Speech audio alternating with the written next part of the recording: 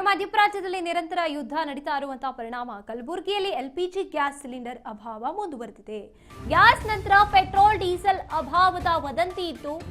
ಈಗ ವದಂತಿ ಹಿನ್ನೆಲೆ ಪೆಟ್ರೋಲ್ ಡೀಸೆಲ್ಗಾಗಿ ಜನ ಮುಗಿಬಿದ್ದು ಪೆಟ್ರೋಲ್ ಬಂಕ್ನತ್ತ ಹೋಗ್ತಾ ಇದ್ರು.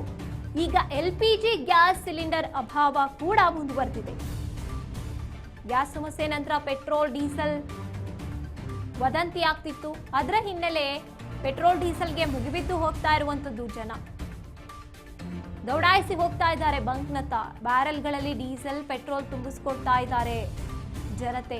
JCB, tractor, diesel pump set ಇರೋರಂತೂ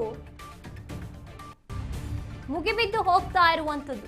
ಇನ್ನು ಎತ್ತಿನ ಬಂಡಿಗಳಲ್ಲಿ ಬಂದು ಬ್ಯಾರೆಲ್ಗಳಲ್ಲಿ ಪೆಟ್ರೋಲ್ ಡೀಸೆಲ್ ಅನ್ನ ಭರ್ತಿ ಮಾಡ್ಕೊಂಡು ಹೋಗ್ತಾ ಇದ್ದಾರೆ.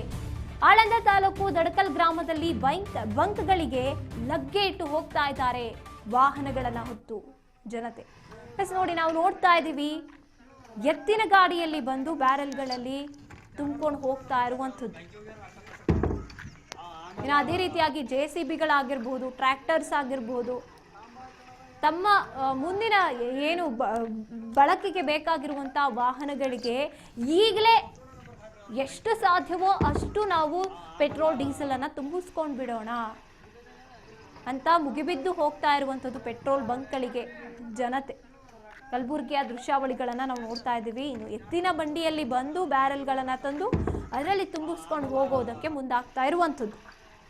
ಜೆಸಿಬಿ ಆಗಿರ್ಬೋದು, ಟ್ರ್ಯಾಕ್ಟರ್, ಡೀಸೆಲ್ ಪಂಪ್ ಸೆಟ್ಗಳನ್ನು ಕೂಡ ಹೊತ್ಕೊಂಡು ಬಂದು ಬ್ಯಾರೆಲ್ ಗಟ್ಟಲೆ ತುಂಬಿಕೊಂಡು ಹೋಗ್ತಾ ಇರುವಂಥದ್ದು. ಇದು ವದಂತಿಗಳನ್ನ ನಂಬಿ ಆಗ್ತಾ ಇರುವಂತ ಪರಿಣಾಮ ಅಂತ ಹೇಳ್ಬೋದು.